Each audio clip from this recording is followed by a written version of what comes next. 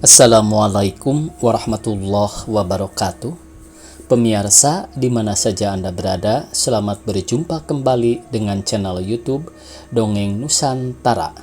Pada kesempatan ini saya Bang Elgi akan melanjutkan Derap Kaki Dendam Hati bagian ketiga. Terima kasih kepada semua subscriber yang selalu setia mengikuti. Jangan lupa sambil mendengarkan klik tombol like-nya atau jempolnya dan silahkan bagikan cerita-cerita dari channel ini ke pemirsa yang lainnya. Selamat mendengarkan. Hei Nur, mimpi apa kau sepagi ini sudah datang? Tanya Hayati bercanda. Mimpi tertindih bulan, jawab Nurlela dengan memberi isyarat. Bakal jadi hebat kalau begitu, kata Jen mengungkapkan tafsirannya.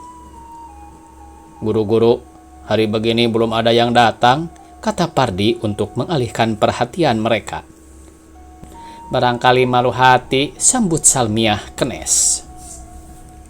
Mungkin mereka berunding di rumah direktur, membicarakan peristiwa kemarin, kata Jen yang berusaha menerkanya. Saya kira Menir Bidin mesti bertindak, kata Setiawan untuk mengemukakan pendapatnya. Tindak apa? Orang tidak masuk sekolah, mau diapakan? Jawab Hayati dengan suara menaik sinis. Sebelum terlambat, saya pesankan kepada kalian semua, agar jangan seorang pun mengaku tentang adanya komplotan. Kalau ada pertanyaan dari guru, mengapa kalian hari Rabu tidak masuk sekolah? Jawablah masing-masing dengan alasan sendiri-sendiri, misalkan karena sakit atau keluar kota. Begitu Setiawan memperingatkan kawan-kawannya. Dari arah luar, kelihatan seorang guru memasuki halaman dan terus berjalan menuju kantor direktur. Memang biasa guru-guru duduk di kantor direktur sebelum pelajaran berlangsung. Tapi guru ini sempat juga memperhatikan murid-murid yang sedang berkumpul di halaman itu, juga melihat Setiawan dan Jen di antara mereka. Kedatangan guru ini menyebabkan murid-murid mulai berpencar, khawatir kalau dicurigai. Tapi sebelum mereka berpencar, Jen menegaskan, kalau ada di antara kita ditanya oleh direktur, jangan seorang pun menyebut disuruh Setiawan. Ingatlah ini, kata Jen mengulangi peringatannya. Apa yang telah diduga oleh Setiawan sebelumnya benar juga terbukti. Ternyata Direktur IMS hari Kamis itu dipanggil oleh Nepis. Kepadanya ditanyakan tentang tidak hadirnya murid-murid IMS waktu mengeluhkan wali negara. Walaupun Bidin telah menyatakan dirinya anti-republik dan setia kepada Ratu Belanda, tapi pemeriksa Nepis itu masih mendesak supaya ia berterus terang karena rasa curiga terhadap Bidin masih terbayang dari raut mukanya. Sebab itu Bidin berjanji menyelidiki siapa biang keladi di antara murid-murid IMS yang telah menimbulkan keonaran bagi sekolahnya. Begitu ia kembali dari kantor Nepis, segera ia mengadakan pengusutan. Yang pertama dipanggilnya ialah seorang murid yang pada hari Rabu itu turut berbaris. Ridwan, demikianlah nama murid itu, adalah anak seorang datuk dari negeri lama. Bapaknya pernah ditangkap oleh pasukan Republik di tahun 1945. Dari Ridwan, Direktur IMS itu tidak mendapat banyak keterangan karena Ridwan juga khawatir menyebut nama orang-orang yang sedang dicari, walaupun sebenarnya ia mengetahuinya. Datuk adalah pangkat kebangsawanan di Sumatera Timur pesisir, ya pemirsa.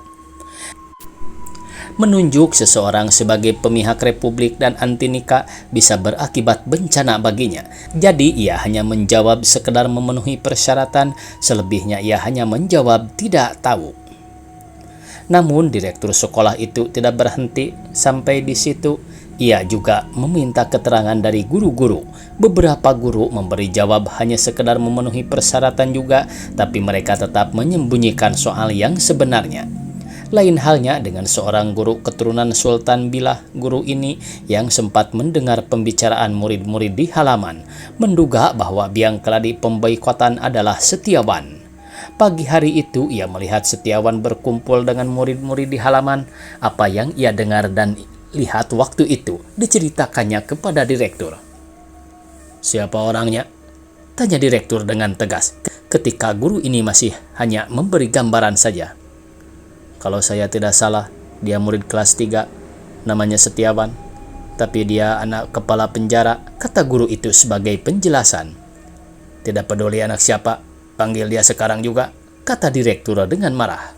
Dengan langkah yang lamban Setiawan memasuki ruang direktur, hatinya mulai cemas.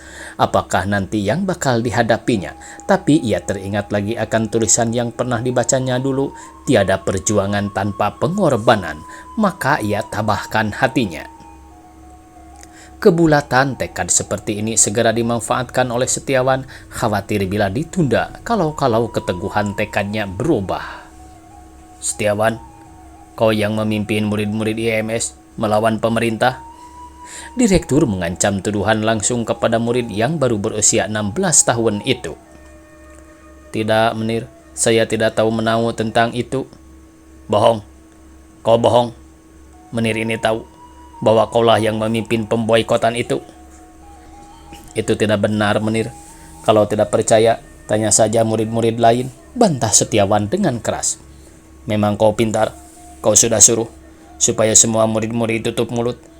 Tapi ada juga murid-murid yang hadir dan tidak mau mendengar ajakanmu. Padahal sudah kau ancam supaya mereka itu tidak datang ke sekolah. Betul bukan? Saya tidak pernah suruh siapapun untuk tidak datang ke sekolah, jawab Setiawan bertahan. Namun alasan-alasan Setiawan bahwa ia tidak tahu menahu mengenai ketidakhadiran murid-murid pada hari Rabu itu tidak membuat direktur percaya kepadanya. Karena itu, direktur membawa Setiawan ke kantor Nepis dan diajukannya sebagai kambing hitam, pelaku pemboikotan terhadap kedatangan wali negara. Dengan cara ini, direktur IMS mengharapkan namanya tetap bersih di mata Belanda walau membawa akibat bencana terhadap bangsa sendiri. Pengusutan yang dilakukan oleh direktur terhadap murid-muridnya telah menimbulkan kegoncangan di kalangan para pelajar. Apalagi setelah mereka tahu bahwa Setiawan dibawa ke kantor Nepis, rasa cemas mereka bertambah. Jangan-jangan mereka pun akan ditangkap. Tentu ada yang mengkhianat, kata Jen menyatakan kecurigaannya ketika mereka bercakap-cakap dengan Hayati. Kira-kira aku dapat menebak siapa orangnya? Hayati membenarkan. Jen, Hayati, dan Nurmala sejak Setiawan dibawa ke kantor direktur sekolah dan kemudian ke kantor Nepis, kelihatan murung. Mereka tercekam oleh bencana yang menimpa temannya, tapi tidak tahu apa yang akan mereka lakukan. Kita harus kabarkan peristiwa ini kepada orang tuanya, usut Nurmala kepada temannya itu. Bapaknya harus tahu apa yang menimpa Setiawan. Sebagai kepala penjara, dia tentu dapat membela anaknya. Begitu, kata Nurmala mengemukakan harapan. Itu dapat kulakukan sepulang dari sekolah nanti, kata Zen. Tapi yang perlu kita pikirkan sekarang, tindakan apa yang pantas kita ambil terhadap orang yang mengkhianati kawannya sendiri.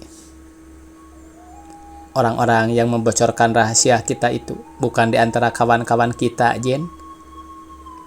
Tapi orangnya memang berpihak kepada Belanda, dan hari itu ia turut mengeluhkan wali negara. Dia jugalah dulu yang tidak senang waktu Setiawan menjawab bahwa Cornelis de Houtman adalah seorang perintis penjajahan Belanda, kata Hayati lebih lanjut. Kalau begitu, kau maksud si Mahmud, sambut Jen dengan menyebut langsung orang yang dicurigai oleh Hayati itu. Kukira tak salah lagi, dialah yang membocorkannya. Bagaimana ia dapat mengetahuinya?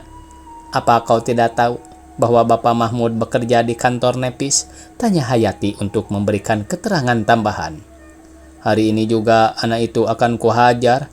Tapi apa usaha kita supaya Setiawan lekas keluar dari tahanan?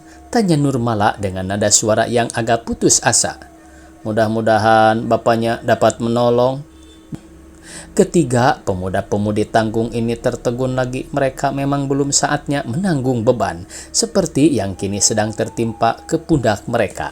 Dalam hati memang ada pikiran Jen untuk pergi ke gunung. Di sana ia akan meminta pertolongan kepada tentara supaya markas Nepis diserbu sehingga Setiawan dapat keluar dari tahanan.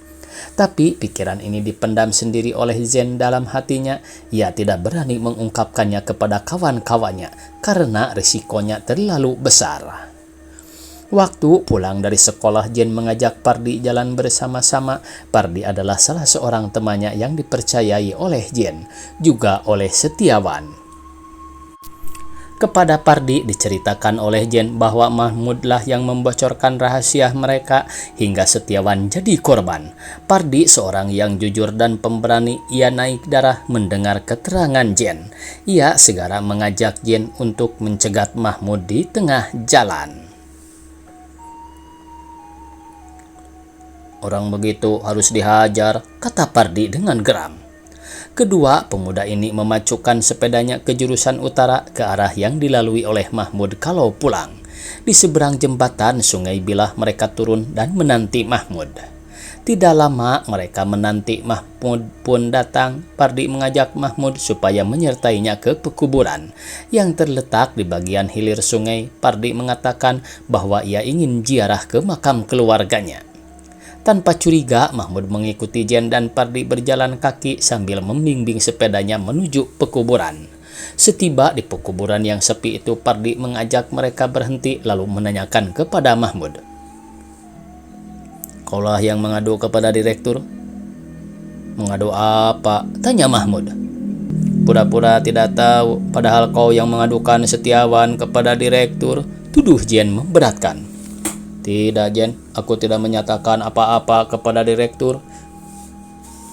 "Kau mengaku tidak?" seru Fahri serta meninju dagu Mahmud. Anak yang belum pernah merasakan siksaan semacam ini segera patah semangat perlawanannya dan dengan suara tertahan-tahan ia mengakui perbuatannya. Memang ada saya ceritakan kepada Menir Bidin bahwa Setiawan menganjurkan supaya murid-murid tidak masuk sekolah pada hari Rabu itu." Begitulah pengakuan Mahmud dengan harapan ia tidak disiksa lagi. Bersama dengan waktu, Mahmud dipaksa mengaku oleh Jen dan Pardi di tempat lain di kantor Nepis. Setiawan mengalami nasib yang sama pula. Ia dipaksa mengaku telah melakukan perlawanan terhadap kerajaan Belanda. "Hari itu saya sakit, jadi tidak dapat pergi ke sekolah," kata Setiawan menyangkal tuduhan juru periksa Nepis itu. Juru periksa Nepis itu yakin sekali bahwa pemboikotan itu memang diatur oleh satu kekuatan, tapi bahwa seorang anak yang baru berumur 16 tahun sebagai pelaku utamanya, apalagi anak seorang pegawai kerajaan, tidak masuk di akalnya. Kalau begitu, apa alasannya direktur sekolah mengajukan orang ini? Dalam kebimbangan yang demikian, juru periksa mendapat instruksi dari kepala Nepis supaya anak itu diperiksa secara teliti, bila perlu dengan kekerasan. Begitulah isi instruksi yang ia terima. Ketika ia kurang puas dan langsung meminta penjelasan dari kepala Nepis Rantau Parapat, kepala itu mengatakan dengan jelas, "Orang-orang Soekarno terlalu jahat. Mereka juga pakai anak-anak yang masih ingusan untuk menentang kerajaan." Bila sore hari itu Agus Sudarman Bapak Setiawan datang ke kantor Nepis, kepala Nepis menerimanya dengan sikap dingin. Mereka sebenarnya sudah saling mengenal. Kepala Nepis tahu bahwa Agus Sudarman seorang kepala penjara. "Saya tahu bahwa Setiawan adalah anak tuan," demikian Letnan Karel. Kepala Nepis itu menjawab Agus Sudarman. "Tapi dalam perkara ini masih kami perlukan keterangan dari anak tuan itu," kata Letnan Kening itu lebih lanjut. "Tuan Karel dapat saja meminta keterangan dari anak saya bila diperlukan. Yang saya minta bahwa supaya anak saya dapat tinggal di rumah." Begitu kepala penjara itu mengajukan permintaan. Letnan Karel tidak menjawab, tapi kepalanya menggeleng-geleng. "Saya selaku pegawai kerajaan mengajukan diri sebagai jaminan dan bersedia menerima akibatnya bila anak saya lari," kata Agus Sudarman dengan mempertaruhkan dirinya sendiri. "Ini zaman perang, Tuan," kata Letnan Nepis itu. Keterangan itu menggambarkan keadaan yang sebenarnya, walaupun pihak Belanda selalu menyelubungi agresi mereka dengan sebutan aksi kepolisian. Setiap orang yang tersangka terlibat dalam usaha melawan kerajaan adalah sangat berbahaya untuk menahannya di luar. Begitu diterangkannya lebih lanjut. Saya kira Tuan paham, saya sendiri adalah seorang pegawai kerajaan. Bagaimana masuk di akal bahwa anak saya yang masih di bawah umur melawan kerajaan? Bukankah itu berarti melawan bapaknya sendiri? Demikian kata Agus Sudarman mengajukan dalil karisma. Permintaan Tuan agar anak Tuan ditahan di luar akan kami teruskan kepada atasan. Tapi buat sementara, saya tidak berani meluluskan permintaan Tuan itu. Letnan Karel menerangkan dengan mencari dalih lebih halus. Dengan wajah lesu Agus Sudarman meninggalkan kantor Nepis. Tahulah ia sekarang bahwa legalitasnya mulai dianggap sepi oleh orang-orang Belanda. Pikiran itu masih memurungi dirinya ketika menginjak halaman rumahnya kembali. Istrinya dapat meraba betapa kejamnya nasib yang sedang menimpa mereka, terutama menimpa anaknya. Jane yang sejak pulang dari sekolah berada di rumah Setiawan masih juga menanti di situ waktu Bapak Setiawan pulang dari kantor Nepis. Ia pun dapat menduga apa yang berkecamuk di balik wajah ayahnya yang suram itu. Tentulah usahanya gagal. Betapa ia meraba kasihan menyaksikan tubuh bapak temannya itu yang lunglai mendukung beban duka. Ia tampak lebih tua dari usianya. Tak berani Jane mengajukan pertanyaan walaupun ia sangat ingin mendapat kabar sampai Agus Sudarman meletakkan tubuhnya di kursi.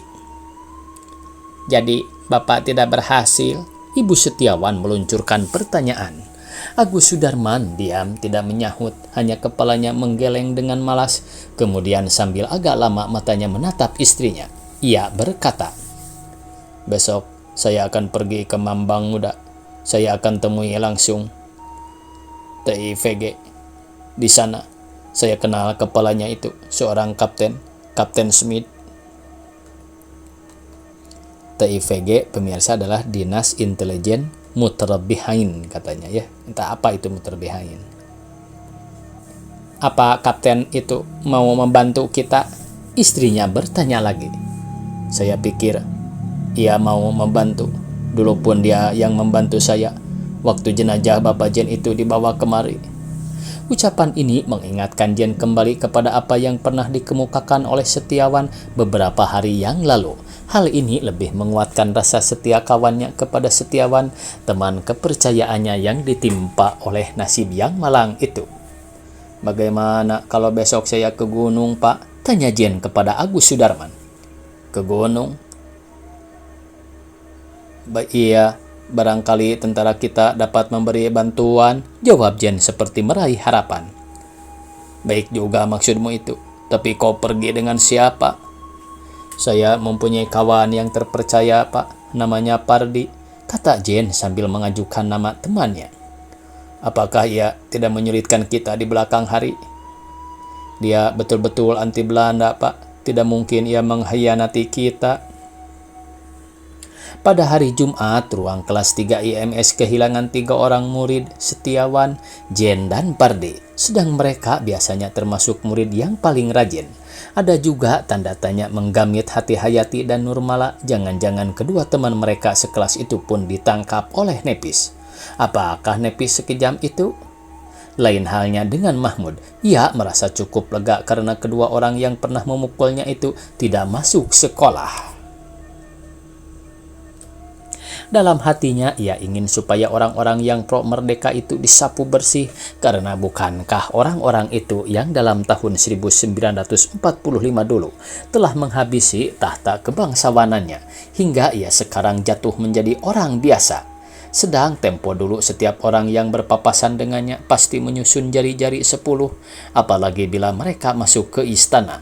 Dari jarak 10 langkah mereka sudah harus sujud menyembah. Pada zaman sekolah sama, Jen dan Paradi sedang mengayun langkah mendaki bukit, menuruni lembah, menempuh jalan yang tidak biasa dilalui oleh manusia, menuju ke pegunungan. Mereka pergi ke markas gerilyawan TNI. Waktunya habis pemirsa, dicukupkan sekian. Semoga esok kita bisa berjumpa kembali. Billahi taufiq wal hidayah. Wassalamualaikum warahmatullahi wabarakatuh.